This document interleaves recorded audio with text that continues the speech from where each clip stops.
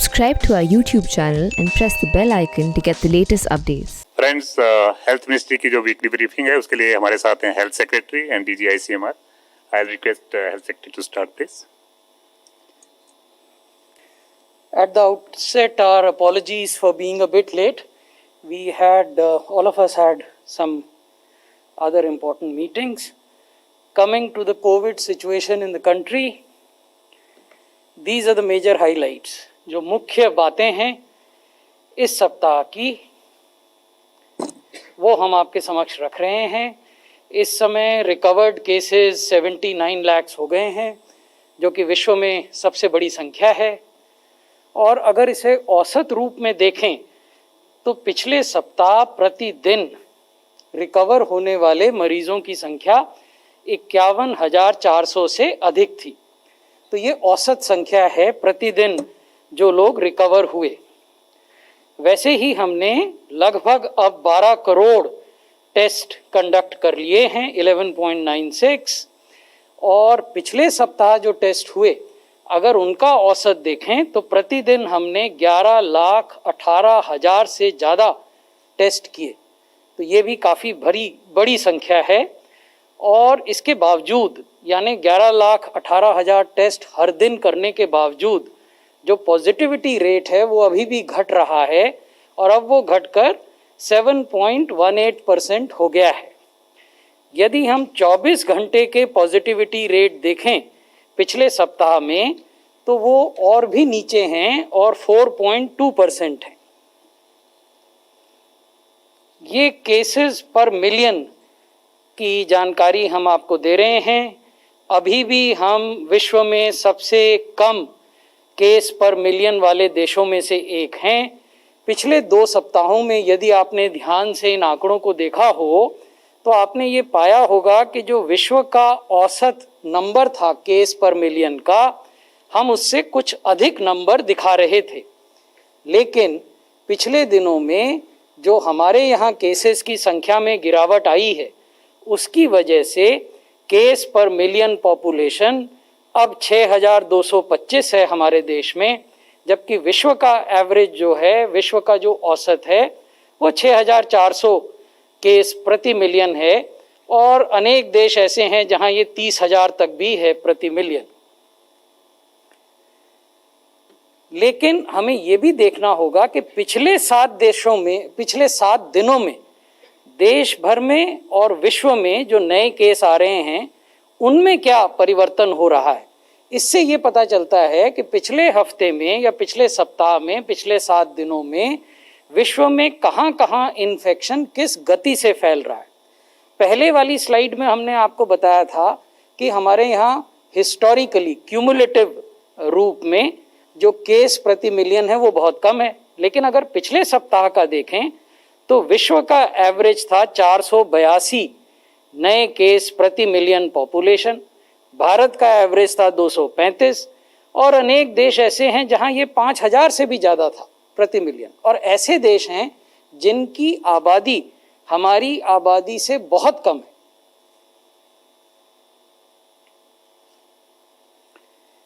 ये मृत्यु के आंकड़े हैं, डेथ पर मिलियन पॉपुलेशन. भारत में ये 92 मृत्यु हैं प्रति मिलियन पॉपुलेशन की. विश्व का जो एवरेज है वो 160 डेथ है प्रति मिलियन. और बाकी देशों के भी हमने आंकड़े दिए हैं जहां 700 750 से अधिक मृत्यु हैं. लेकिन जैसा मैंने कहा कि ये क्यूमुलेटिव या हिस्टोरिकल आंकड़े हैं.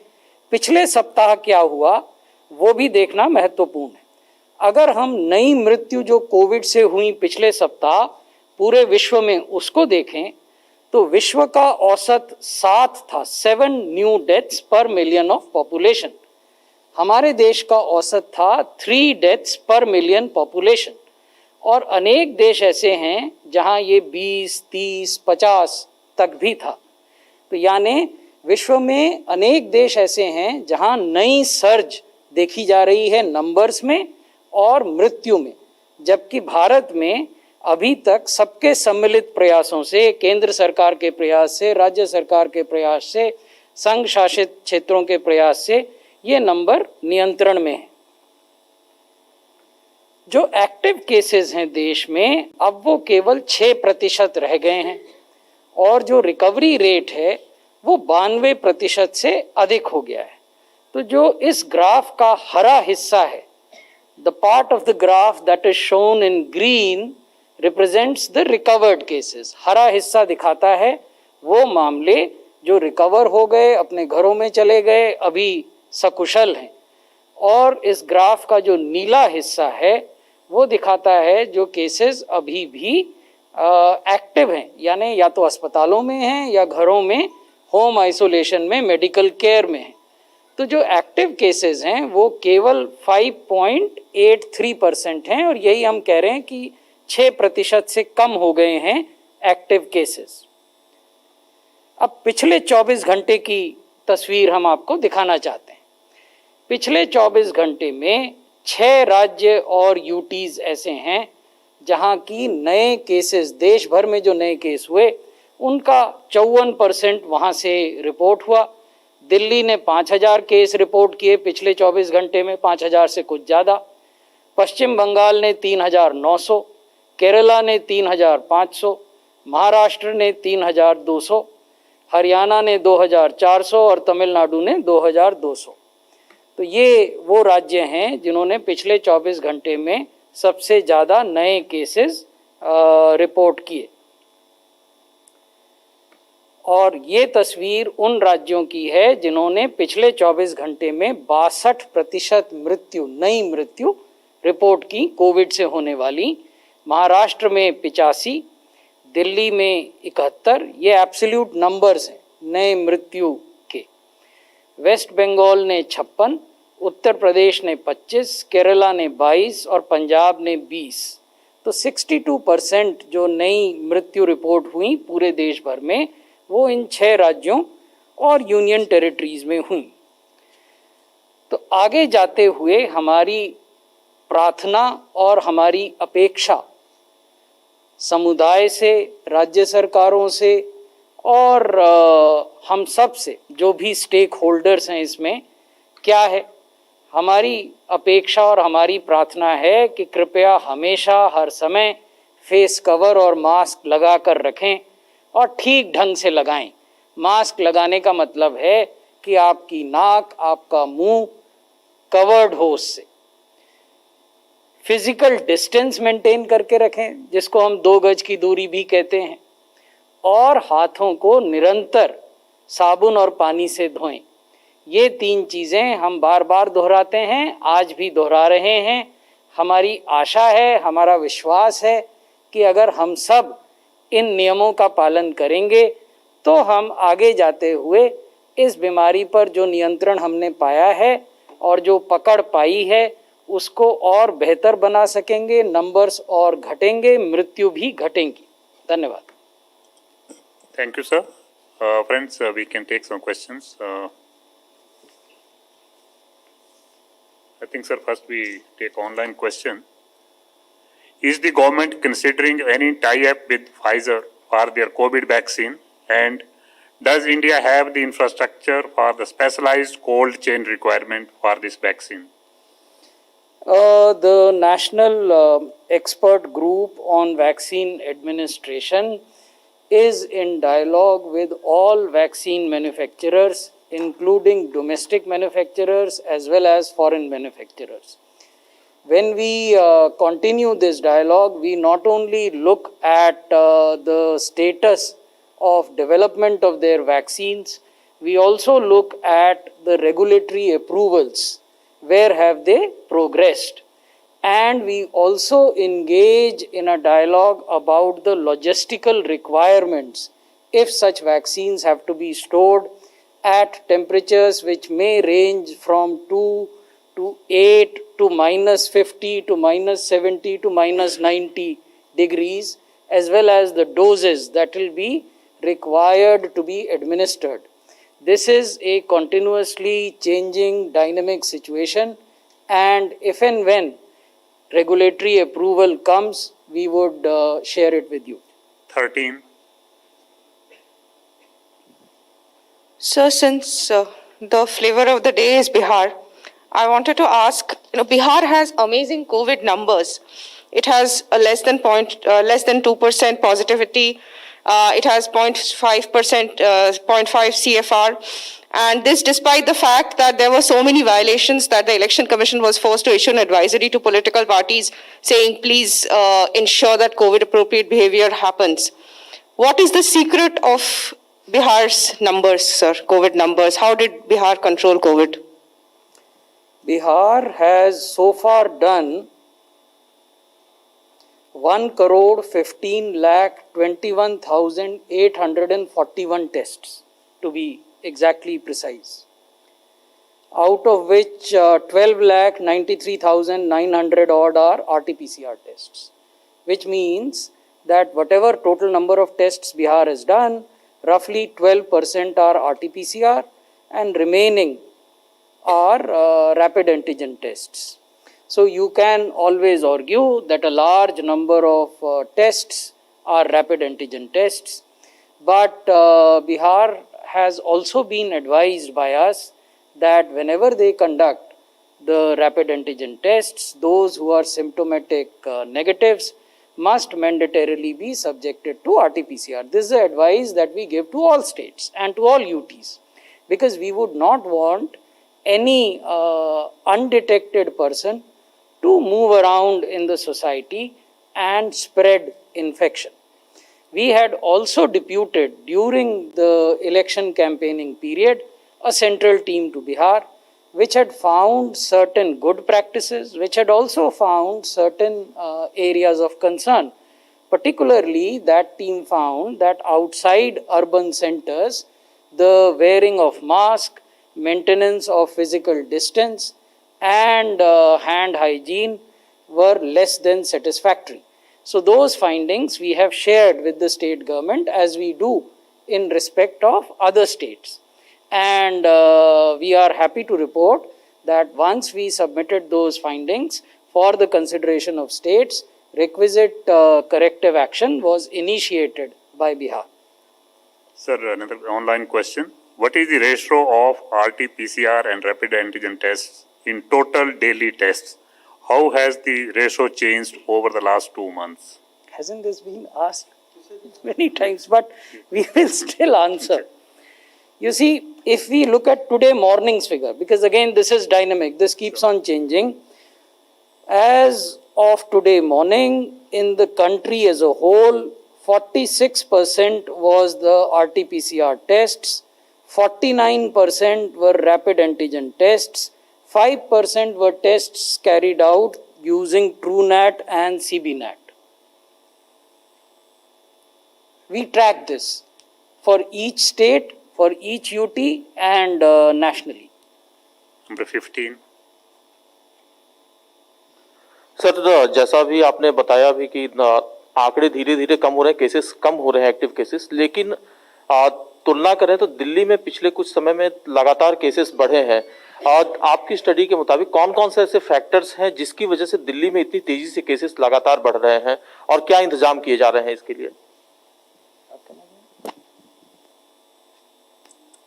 जो फैक्टर्स हैं वो तो आपको मालूम है, बताया भी जा चुका है कि एक तो एयर पोल्यूशन, एक कोल्ड वेदर, एक फेस्टिवल्स, एक शादी का सीज़न, तो इन सब की वजह से लोग ज़्यादा एकत्रित हो रहे हैं एक जगह पे। थोड़ा सा मास्क के आप लोग की वजह से काफ़ी लोग मास्क पहन रहे हैं और उसको आप लोग और बढ़ाएंगे तो और अच्छा रहेगा। 2 गज की दूरी मार्केट्स में नहीं मेंटेन कर रहे हैं, वो थोड़ा सा और है। और कुछ लोग दिल्ली NCR रीजन से भी आवागमन भी ज़्यादा चल रहा है, तो इस क्योंकि फेस्टिवल्स की वजह से, इसलिए ये भी रीज़न हो सकता है जिससे कि केसेस बढ़ रहे हैं दिल्ली में। मगर जैसे कि बताया है कि दिल्ली में एक स्पाइक हुई थी जून के महीने में और जल्दी कम आई थी और बिल्कुल काफ़ी नीचे तक आ गई थी। फिर सेकंड स्पाइक जो हुई है वो सितंबर में हुई, वो बिल्कुल नीचे तक वापस नहीं आई। ये थर्ड स्पाइक तो डेफिनेटली है जिसमें हम लोग देख रहे हैं कि फर्स्ट सेकंड से ज़्यादा केस आए। Sir, another online question. Since the government is planning an early 2021 rollout, would the vaccines only be available in metro cities in India initially? If so, what are the challenges in the transporting them to reach second or third tier towns in the country? You see, Government of India does not make any discrimination between metro and non-metro.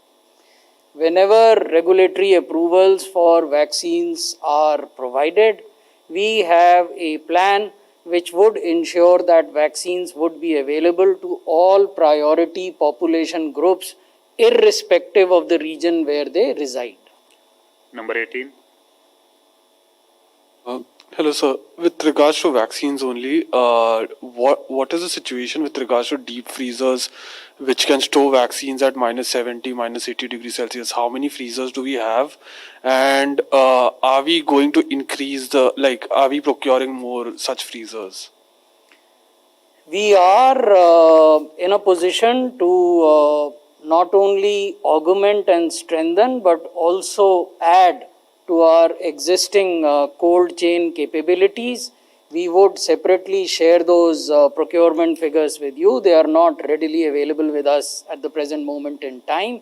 But yes, the point is that any such large-scale immunization, vaccination, whenever it happens, would not only require a substantial increase in the number of cold chain points, but also a substantial increase in the number of cold chain equipment, including walk-in coolers, deep freezers, and reefer vans. 26. Sir मेरा सवाल भी दिल्ली को लेकर है। जिस तरह से लगातार केसेस बढ़ रहे हैं, अभी 7-8 हज़ार पर डे आने लगे हैं इसके आसपास, तो अभी भी आपने देखा होगा लगातार खबरें आ रही हैं कि दिल्ली के अस्पतालों में कई जगह ना आईसीयू की कमी है, वेंटिलेटर उपलब्ध नहीं है। तो जब ये केसेस और ज्यादा बढ़ेंगे, 15,000 तक जैसा अनुमान लगाया गया था वहां तक जाते हैं, तो उसके लिए किस तरह के इंतजाम है? केंद्र सरकार क्या देख रही है या दिल्ली में और इंतजाम बढ़ाने के लिए? पिछले सप्ताह मेरे स्तर पर दिल्ली की जो स्वास्थ्य विभाग की टीम है और दिल्ली के मुख्य सचिव हैं, उनसे एक समीक्षा की गई थी।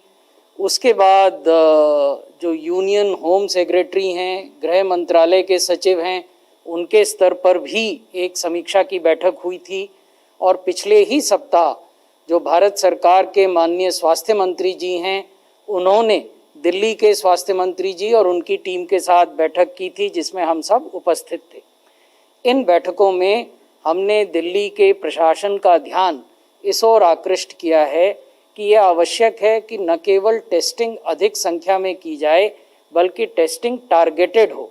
जब हम टारगेटेड टेस्टिंग का उल्लेख करते हैं तो हमारा मानना ये है कि ऐसे स्थान जो कि इन्फेक्शन को फैलाने की संभावना या पोटेंशियलिटी रखते हैं, जैसे बाज़ार, जैसे वर्क प्लेसेस, फैक्ट्रीज़, ऐसे स्थान जहां धार्मिक जमाव होता हो लोगों का, उन सब में टेस्टिंग की जाए।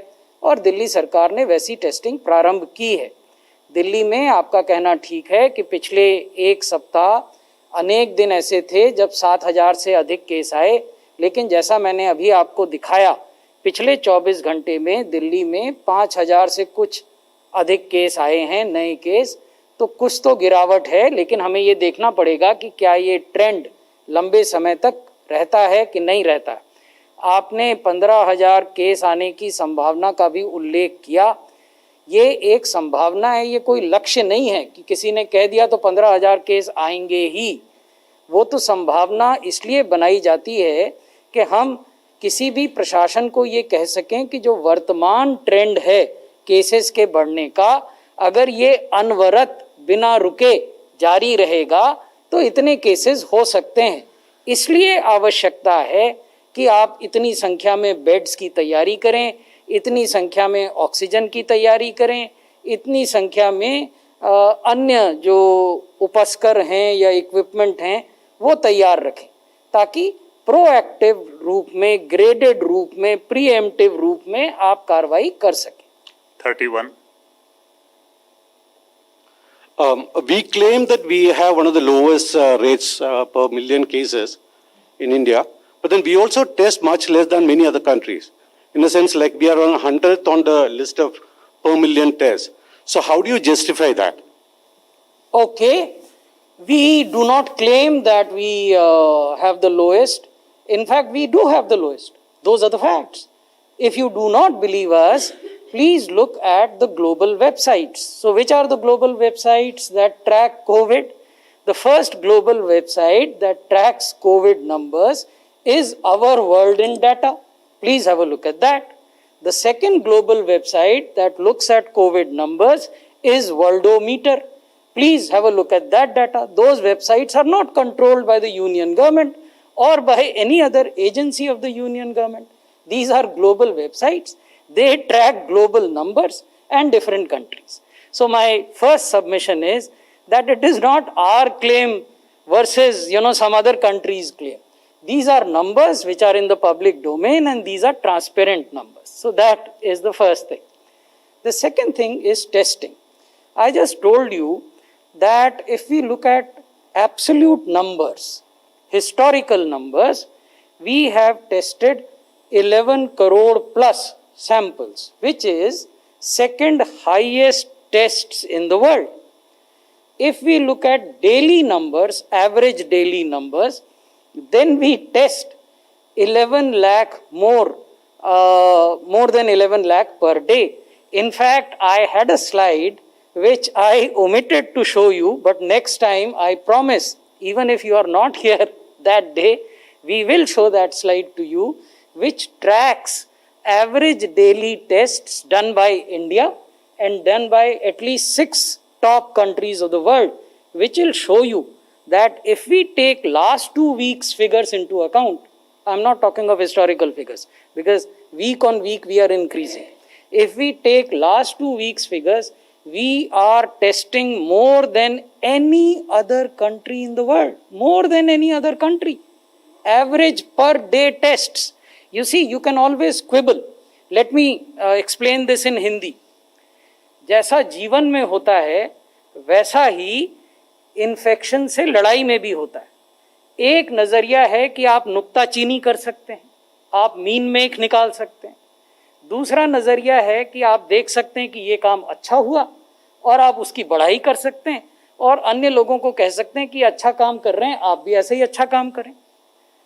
तो ये निर्णय हमको करना है कि क्या हम नुक्ताचीनी का रवैया अपनाएंगे, क्या हम मीन मेक करने का रवैया अपनाएंगे, क्या हम केवल खोट ढूंढने का रवैया अपनाएंगे, कि क्या हम अच्छी चीज़ों को स्वीकार करेंगे, उनको बड़े पैमाने पे करने का प्रयास करेंगे और जहाँ भी हमारे प्रयास में कुछ कमी रह गई है उसको सुधारने का प्रयास करेंगे. तो हम दूसरे रवैये का पालन करते हैं कि जो लोग अच्छा काम कर रहे हैं, अगर राज्यों में अच्छा काम हो रहा है तो उसकी प्रशंसा होनी चाहिए. किसी संघ शासित क्षेत्र में अच्छा काम हो रहा है तो उसकी प्रशंसा होनी चाहिए और लोग भी वैसा करें.